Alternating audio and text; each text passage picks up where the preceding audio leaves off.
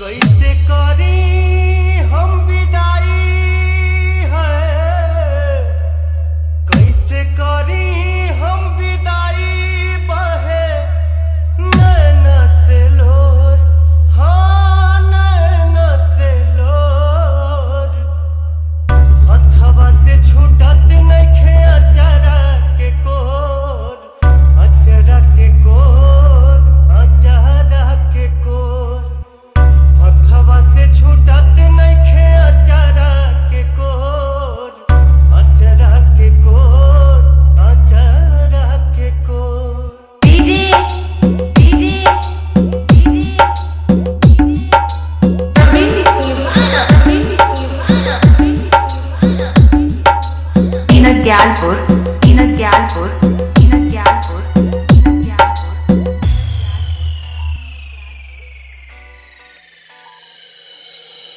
10 दिन संगे रहलुआ आठो पहरिया, दिलवा के भीतर मयरिया।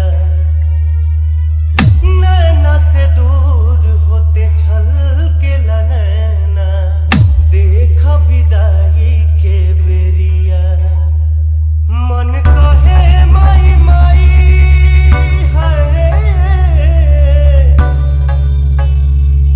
मन कहे माई माई भाई भक्ति में विभोर, हाँ भक्ति में विभोर।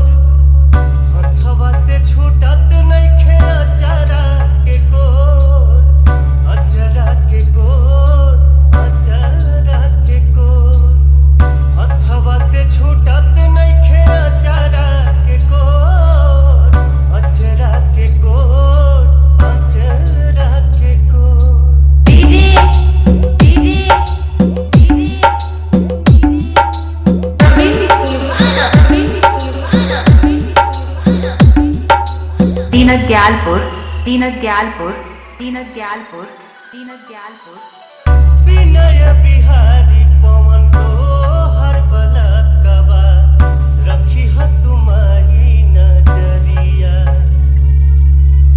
काल नया काल कौनो हमनी पे आवे, करे नया सरिया जहरिया। मैया फेरू तू आ जइहा,